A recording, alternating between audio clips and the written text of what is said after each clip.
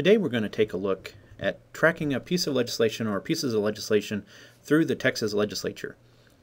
So where we're going to start is actually at a website that is produced or is hosted by the Texas Legislature called the Capitol website. It's at www.capitol.state.tx.us.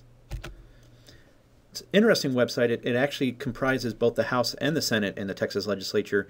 There's information on here on the Texas House as well as the Texas Senate.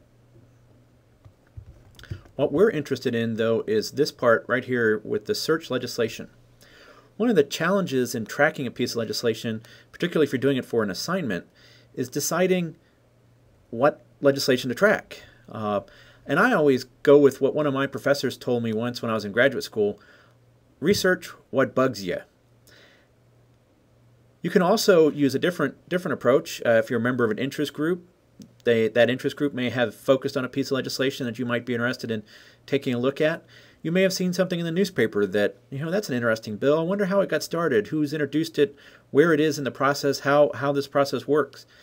What I thought I would do is, there's a fairly controversial bill that's been introduced in a number of state legislatures where a woman is required, before she can get an abortion, to look at the ultrasound of her of the fetus.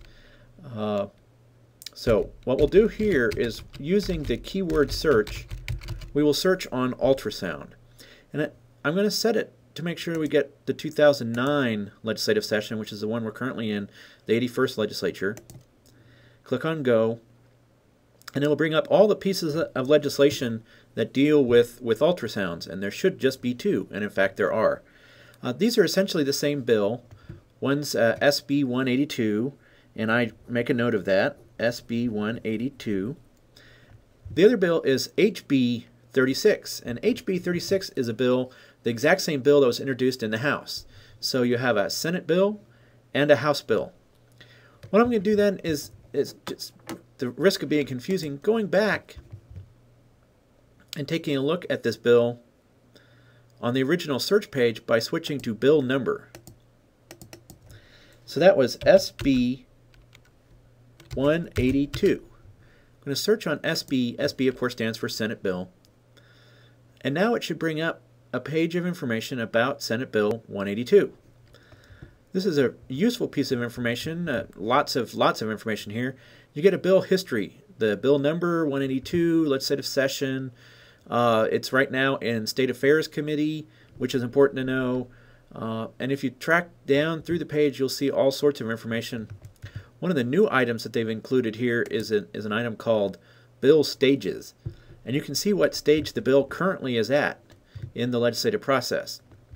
So you have the legislative process lined out here. It's got to be filed first, got to go to a state Senate committee in this case, voted on by the Senate, go to a House committee, voted on by the House, sent to the governor, and bill becomes law. Well, obviously it hasn't done any of this because the legislature just started its session in January, and it takes a little while for things to get revved up in the state Senate as well as the state House, although the Senate's actually had a couple hearings in their committees, whereas the House is still just a little bit behind, in part because the House this year selected a new speaker.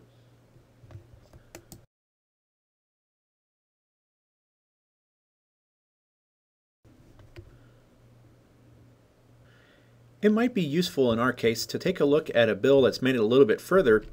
And so to do that, I'm going to go back to the bill lookup page. And just go to bill lookup.